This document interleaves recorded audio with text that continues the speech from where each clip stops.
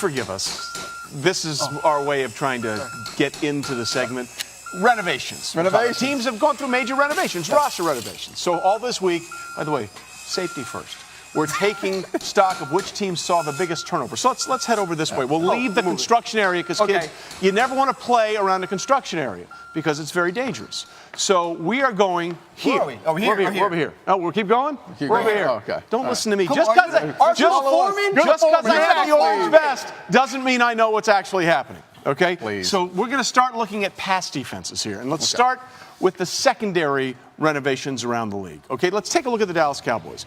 These are the three teams that had the biggest renovations. The Cowboys are number 3. They lost 48% of the guys that played DB snaps gone. So you have Scandrick there, Claiborne, and all these people except for Scandrick and Jones are gone. This is last year. So now let's move it in and start making these moves. So now you have Nolan Carroll III in for Brandon Carr. Brandon Carr is gone.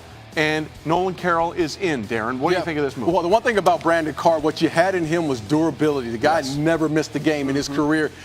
Carroll is a kid that comes in, 8 interceptions over in his time, in his career, but at the same time, he's a veteran presence. He will calm things down in that locker room as far as knowing what he's got. And he's played in the NFC East. He's familiar with the wide receivers in the NFC East. Okay, so, by the way, the reason we're doing this with the Cowboys, they were 27th in total pass defense last year and tied for 5th with the fewest interceptions with 9 on the season. So now let's take a look at the next move, one of the many. You have Barry Church gone and Cheeto Awuzie, the corner out of Colorado, comes in.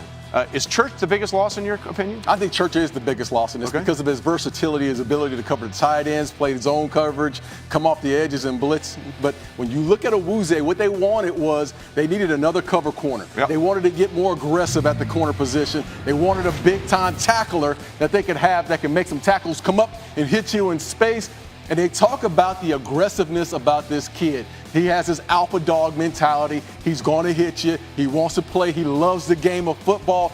That's what they needed in that position. What they had was Mo Claiborne. They had Brandon Carr and guys that they felt like they could get better at the position because the guys are passionate. As an overall football player. Yes. So this guy is going to, it's a football pick. This is not necessarily like, let's go find a pretty corner to do cute things. He's going to add something to that secondary. That's a safety talking smack. They have a pretty corner to do cute things. He's a football player. Stick your nose in there. All right, they also got rid of Mo Claiborne. Mo Claiborne's going to the Jets, and Jordan Lewis, the cornerback out of Michigan, is there. Okay. So, Ryan, as we said, this defense as a whole last year, 27th against the pass, not a lot of interceptions. Do you think they're better than they were a year ago? I think they're better from an athletic standpoint. I'm not necessarily sure you're better overall because in Carr and in Claiborne, even though those guys didn't play as you wanted to, you had some veterans. You had guys who had been there. It's going to take some adjusting for some of these young people, but I feel like athletically and in the long run, this team will be better in the secondary than they have been in years past. We just watched the highlight of Jordan Lewis, a kid that they said was the best